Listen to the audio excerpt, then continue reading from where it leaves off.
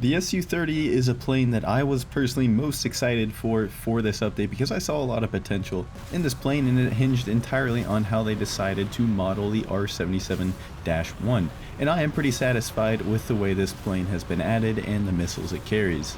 To cut to the chase, I do not think that this plane is overpowered by any means, but I do think that it finally gives Russia a competitive aircraft at top tier. Before, the flankers were just kind of something that, sure, you could play and you could get kills in, but you'd rather just be playing an F-15 or something like that if you're trying to sweat, or, you know, a Eurofighter or a Rafale or something like that. You don't really want to play Russia if you want the most competitive aircraft. However, the Su-30 is actually a real contender for amongst the most effective jets in this 16 versus 16 ARB environment.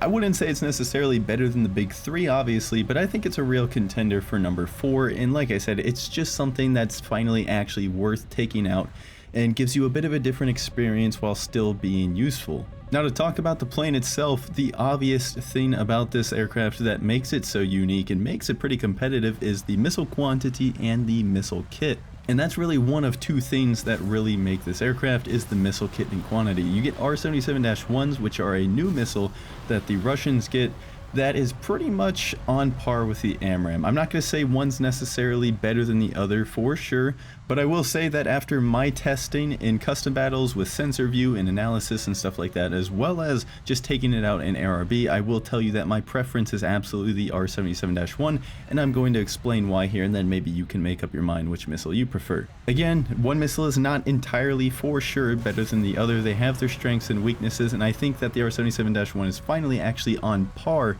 with AMRAAMs and other long-range missiles, whereas we all know the R-77 was pretty weak at basically everything except pretty close-range shots, and it's not even thrust vectoring, so it wasn't even actually the best at it.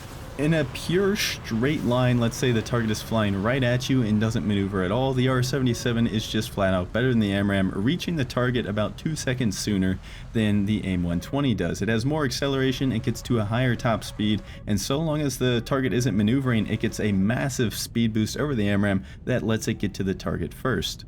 So in a straight line, the R-77-1 has as much range or more than the AIM-120. However, we all know that targets tend to not just fly in straight lines right for your missiles, so how does it do against maneuvering targets? As we know, the R-77 is notorious for bleeding all of its energy once it has to actually start pulling to adjust for flight path corrections in the target. You know, anytime somebody starts cranking or defending against your missile, the R-77 historically loses a lot of speed due to its fin design, and the R-77-1 is no exception here. However, from my testing with AIM-120s and R-77-1s shot side by side at the same target, pulling the same maneuvers, obviously because they're going after the same plane, it doesn't actually make a difference. The R-77-1 gets such a massive speed boost early in its flight over the AMRAAM that now it can actually afford to bleed a lot of that speed in the maneuvers that it starts pulling towards the end of its flight as the target is trying to evade. If you look at the two missiles in sensor view fired at the same target, the R-77-1 really pulls ahead of the AMRAAM at the beginning of the shot, but the AMRAAM does catch up toward the end. Once it starts getting closer to the target, the AMRAAM does hold more energy, and it will start to overtake, not by much, but it will overtake the R-77 in terms of speed. However, again, from my testing, I could not actually create a shot that one hits and the other one doesn't. I'm sure it's possible. I'm not the most scientific tester by any means, and I can't run all of the scenarios, but I did run quite a few, and we just could not manage to get the R-77 to fall out of the sky and have the AMRAAM hit the target. They either both would have hit the target, or neither of them would have, due to losing too much energy. Again, I'm sure the scenario out there exists where there's probably one target out there that you're going to shoot at that's maneuvering in a perfect way where the AMRAAM would have hit and your R-77-1 doesn't, but these situations are probably pretty rare. So overall, this is why I prefer the R-77-1. The very end of flight performance that you get out of the AIM-120 that is only slightly better than the R-77-1 is not worth it to me for the considerably better close range performance that the R-77-1 gives you. So you have missiles that are pretty much just as good or better than AIM-120s, only by slightly better if you're going to say that though. And you combine that with pretty much the best radar in the game. This radar has been an absolute delight to use. It is a breath of fresh air after having played the F-18C. As you've seen in some of these clips, honestly some of my favorite things to do in the Su-30 is just climb really high and shoot off almost all of the R77-1s at the beginning of the game, and sure, I shoot off, 11 or 12 of them, and it doesn't always work out perfectly, but oftentimes you'll still get 2, 3, 4 kills off of all of those launches. And oftentimes you might even still have saved some enough to carry on into mid to late game and not really be worrying about your missiles. There's been a lot of times where I've already had 4 kills and still had 6 R77-1s left on my plane. And then again, this radar being as impeccable as it is, it scans very well, it's very fast, it tracks all of the different targets very well, and with the new ASA radar changes, it will continue tracking targets outside of the actual grid on your radar there, so long as it's still within the gimbal limit of the radar. So your missile has data link on targets that you're not actually even scoped for on your radar grid. So long as it's within that 70 to negative 70 degree cone, it will be providing data link to your missiles, which you can actually see on screen right here. With the right side of my radar, the targets are kind of moved off of the grid, but the missiles are still getting information.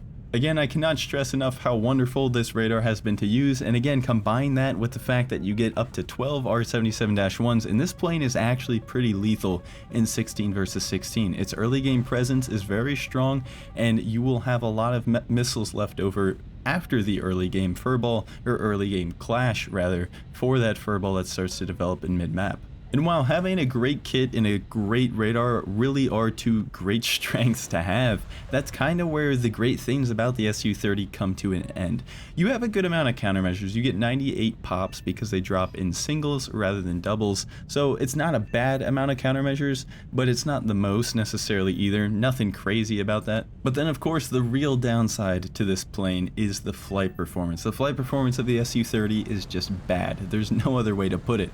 I would argue that it is possibly more practical than, say, the F-18's flight model, because when you are supersonic, you can go faster than the F-18, and you hold a little bit more energy at high speeds through maneuvers than the F-18 does, but that's entirely subjective. Other than that, this plane is an absolute boat. It is not a plane you want to be getting into 1v1 dogfights with, unless of course you're going to do something funny with your R-73s, which the Cobra button combined with your thrust vectoring can absolutely let you do. But if the fight's sustained, if you're fighting something that's pretty competitive like, say, a Rafale or a Typhoon, a Eurofighter, excuse me, you probably want to at least think twice before getting into that 1v1 engagement up close and personal. It could definitely work. Again, you can pull some fun tricks, something with the thrust vectoring and whatnot, but it's just something that shouldn't technically go your way. When you're not going supersonic, it does pull very hard, which makes it lose pretty much all of its speed instantly. The thrust to weight is the worst of all the flanker variants, at least the fighter versions anyways.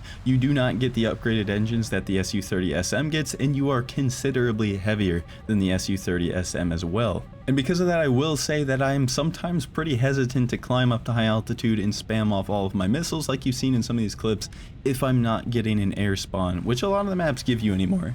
But there's also plenty of maps that still make you take off from the airfield, so it's kind of just up to you. Sometimes I will climb up to space, other times I'll sit just below the cons. It just kind of depends on the map and what I see other people doing. I'm just saying this because if you are taking off from the airfield, planes like the F-15s, the Eurofighters are going to beat you to space every single time, and they're going to be shooting at you with their own missiles that can go pretty much just as far as yours, except even further, because they're going to have more speed on launch, and they will probably be higher than you on launch as well. So again, just something to keep in mind.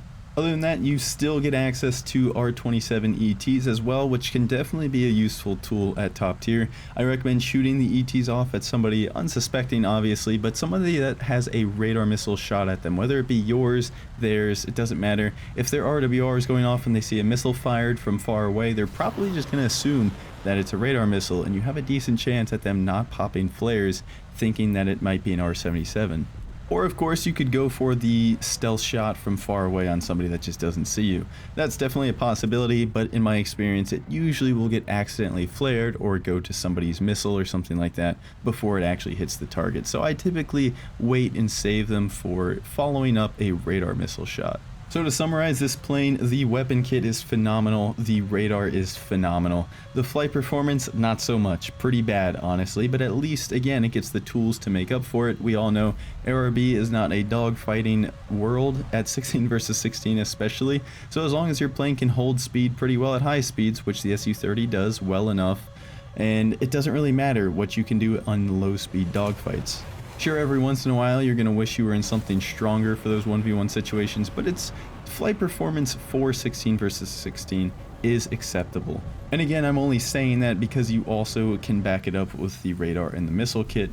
It's not relying on its flight performance as much.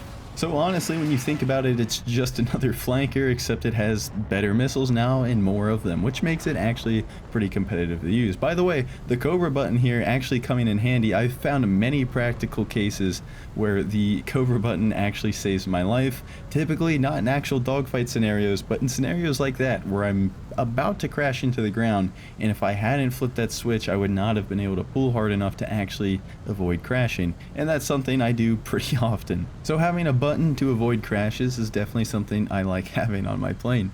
So that's my thoughts on the Su-30. I think there's probably still going to be US mains crying about this thing, because there always is, but I don't think that it's overpowered by any means. I think it has a lot of pros and cons, a lot of balanced pros and cons, and I'm actually just finally happy that Russia Top Tier has something in the conversation, because ever since Fox 3s came out, Russia's kind of just been left behind. Of course, they ruled with their R27ER for the longest time. I don't forget about that, trust me, I fully remember, but I'd still rather everybody have something competitive than it just be stacked to one side, which lately has been most of the AMRAAM planes. So that's pretty much it. I'm just going to let the gameplay finish out for those of you interested in watching it. Let me know what you think about the Su-30 in the comments down below, and I'll see you later.